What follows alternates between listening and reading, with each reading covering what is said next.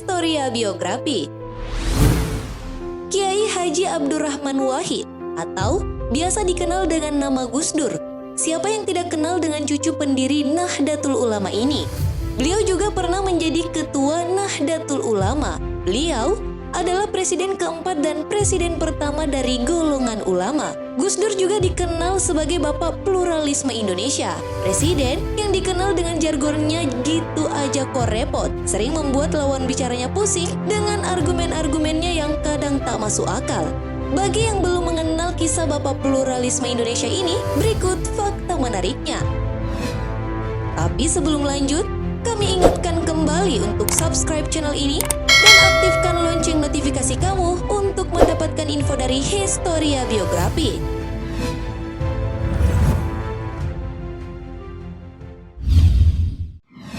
Masa kecil dan pendidikan pesantren.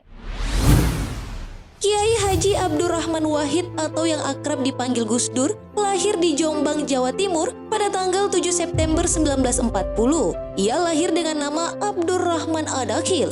Karena kata Adakhil tidak cukup dikenal, maka diganti dengan nama Wahid yang kemudian lebih dikenal dengan nama Gus Dur.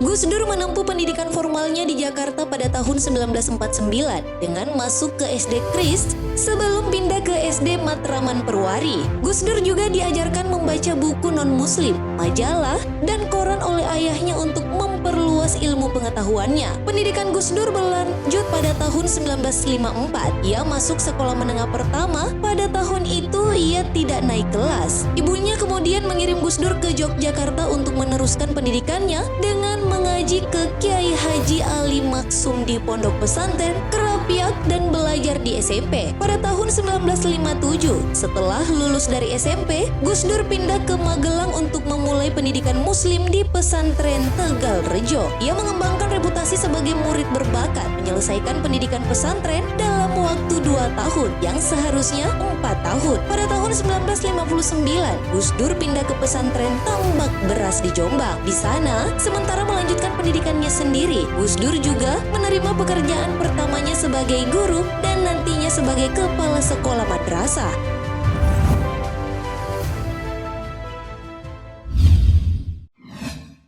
Pendidikan luar negeri sang kiai.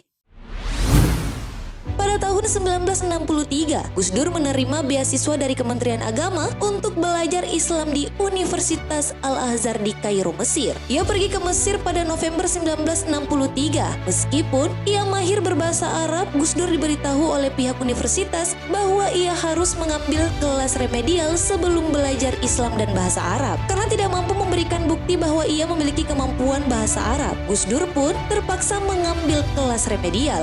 Ketika ia memulai belajar Islam dan bahasa Arab tahun 1965, Gus Dur kecewa. Ia menolak metode belajar yang digunakan universitas. Hasilnya, Gus Dur mengalami kegagalan di Mesir. Ia tidak setuju akan metode pendidikan di Mesir pada tahun 1966.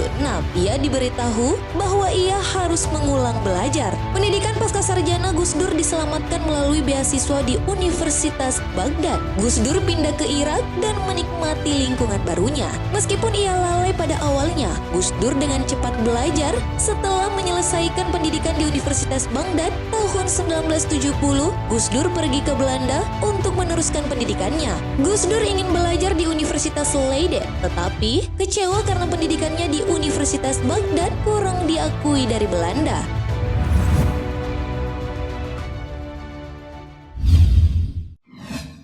Awal karir sang kiai. Gus Dur kembali ke Indonesia dan juga berkeliling pesantren dan madrasah di seluruh Jawa. Pada saat itu, pesantren berusaha keras mendapatkan pendanaan dari pemerintah dengan cara mengadopsi kurikulum pemerintah. Gus Dur merasa prihatin dengan kondisi itu karena nilai-nilai tradisional pesantren semakin luntur akibat perubahan ini. Gus Dur juga prihatin dengan kemiskinan pesantren yang ia lihat. Pada waktu itu yang sama ketika mereka membujuk pesantren mengadopsi kurikulum pemerintah, pemerintah juga membujuk pesantren sebagai agen perubahan dan membantu pemerintah dalam perkembangan ekonomi Indonesia. Gus Dur menjalani karirnya sebagai jurnalis, menulis untuk majalah dan juga surat kabar. Artikelnya diterima dengan baik dan ia mulai mengembangkan reputasi sebagai komentator sosial. Dengan reputasi itu, ia mendapatkan banyak undangan untuk memberikan kuliah dan seminar, membuat dia harus pulang pergi antara Jakarta dan Jombang, tempat Gus Dur tinggal bersama keluarganya. Meskipun memiliki karir yang sukses pada saat itu, Gus Dur masih merasa sulit hidup hanya dari satu sumber pencaharian saja, dan ia bekerja untuk mendapatkan tambahan dengan menjual kacang dan mengantarkan es. Pada tahun 1974, Gus Dur mendapat pekerjaan tambahan di Jombang sebagai guru di pesantren tambak beras dan segera mengembangkan reputasi baik. 1 tahun kemudian, Gus Dur menambah pekerjaannya dengan menjadi guru kitab Al-Hikam. Pada tahun 1977, Gus Dur bergabung ke Universitas Hasyim Asy'ari sebagai dekan Fakultas Praktik dan Kepercayaan Islam, dan universitas ingin agar Gus Dur mengajar subjek tambahan seperti syariat Islam dan misiologi. Namun kelebihannya menyebabkan beberapa ketidaksenangan dari berbagai kalangan universitas.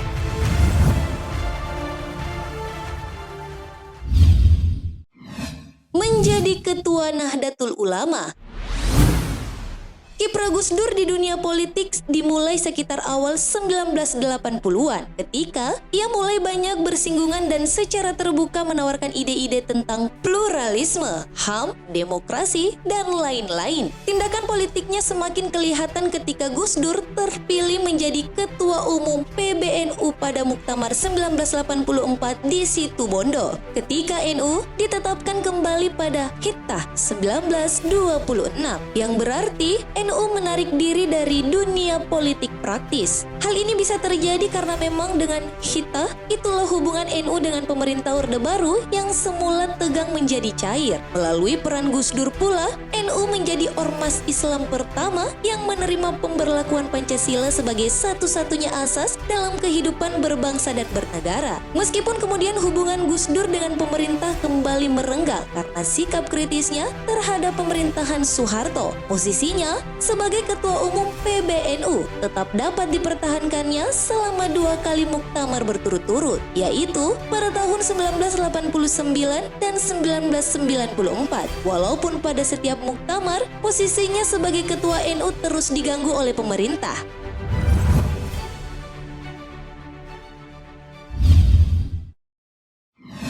Sang Kiai terpilih menjadi presiden. Pada Juni 1999, Partai PKB ikut serta dalam arena pemilu legislatif. PKB memenangkan 12% suara dengan PDIP memenangkan 33% suara. Dengan kemenangan partainya, Megawati diperkirakan akan memenangkan pemilihan presiden pada sidang umum MPR. Namun, PDIP tidak memiliki kursi mayoritas penuh, sehingga membentuk aliansi dengan PKB. Pada Juli, sedangkan poros Golkar belum menentukan siapa calon presidennya, Amin Rais membentuk Poros Tengah, koalisi partai-partai Muslim. Poros Tengah mulai menominasikan Gus Dur sebagai kandidat ketiga pada pemilihan presiden, dan komitmen PKB terhadap PDIP mulai berubah. Pada 7 Oktober 1999, Amin dan Poros Tengah secara resmi menyatakan Abdurrahman Wahid sebagai calon presiden. Pada 19 Oktober 1999, MPR menolak pidato pertanggungjawaban Habibie dan ia mundur dari pemilihan presiden. Beberapa saat kemudian, Akbar Tanjung, Ketua Golkar dan Ketua DPR menyatakan Golkar akan mendukung Gus Dur. Pada 20 Oktober 1999, MPR kembali berkumpul dan mulai memilih presiden baru. Abdurrahman Wahid kemudian terpilih sebagai Presiden Indonesia keempat dengan 373 suara, sedangkan Megawati hanya 313 suara.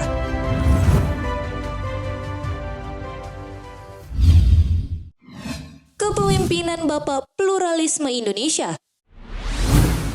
Kepemimpinan Kiai Haji Abdurrahman Wahid sebagai presiden keempat terbilang cukup singkat, yaitu 1 tahun 9 bulan pada tahun 20 Oktober 1999 sampai 23 Juli 2001. Kepemimpinan Gus Dur 4 bulan lebih lama dari Habibie dan menjadi harapan setelah menggantikan Habibie. Kebijakan Gus Dur dalam memimpin negeri ini sangat berpihak kepada kaum minoritas. Dilansir dari Sejarah Indonesia Modern 2005, karya McRickless, pemerintahan Gus Dur mengalami banyak kemajuan yang berarti di Indonesia. Di antaranya adalah Gus Dur mendukung pluralisme dan toleransi. Hal tersebut terlihat dari beberapa kebijakannya, di antaranya 1. Umat Tionghoa Konfusius yang boleh merayakan Tahun Baru Imlek dan melegalkan agama Konghucu sebagai agama resmi di Indonesia. 2. Memberikan nama Irian Jaya menjadi Papua. 3. Membatalkan ketetapan MPRS pada tahun 1966 yang menyatakan tentang pelarangan Marxisme dan komunisme.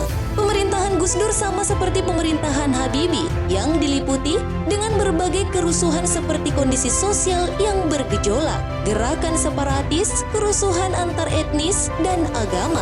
Solusi yang ditawarkan pada masa Presiden Gus Dur adalah dengan melakukan dialog. Kebijakan Gus Dur yang tidak kalah berpengaruh juga dapat dilihat dari dipisahkannya Polri dan ABRI, dan otomatis dui fungsi ABRI terhapuskan, di mana kepolisian bertanggung jawab melayani masyarakat sipil dan TNI bertanggung jawab menjaga wilayah NKRI.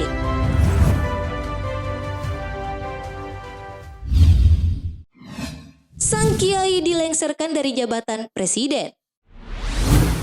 Dalam buku Sistem Politik Indonesia Era Reformasi 2007, karya Budi Winarto, puncak dari jatuhnya pemerintahan Gus Dur adalah adanya dugaan dirinya mengetahui pencairan dan penggunaan dana Yana Terra Bulog atau yang dikenal dengan kasus Bulog Gate dan kasus Brunei Gate. Akibat tuduhan korupsi terhadap Gus Dur, maka legislatif membalas persoalan ini. Proses politik yang berlangsung di DPR tersebut kemudian mencuat hingga ke sidang istimewa MPR pada 23 Juli 2001, di mana Gus Dur dicopot dari jabatannya sebagai presiden tanpa melalui mekanisme hukum atau proses pengadilan. Gus Dur legowo ketika beliau dihentikan secara sepihak tanpa proses hukum. Dengan itu, masa pemerintahan Gus Dur berakhir pada bulan Juli 2001.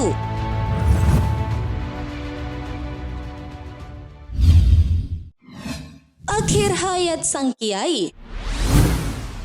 Gus Dur menderita banyak penyakit, bahkan sejak ia mulai menjabat sebagai presiden. Ia menderita gangguan penglihatan sehingga seringkali surat dan buku yang harus dibaca atau ditulisnya harus dibacakan atau dituliskan oleh orang lain. Beberapa kali ia mengalami serangan stroke, diabetes, dan gangguan ginjal juga dideritanya. Ia meninggal dunia pada hari Rabu 30 Desember 2009 di Rumah Sakit Cipto Mangkusumo, Jakarta pada pukul 18.45 akibat berbagai komplikasi penyakit tersebut yang dideritanya sejak lama. Terima kasih telah menonton video ini. Jangan lupa like and share serta sampaikan kritik dan saranmu di kolom komentar. Sampai bertemu kembali di video Historia Biografi selanjutnya.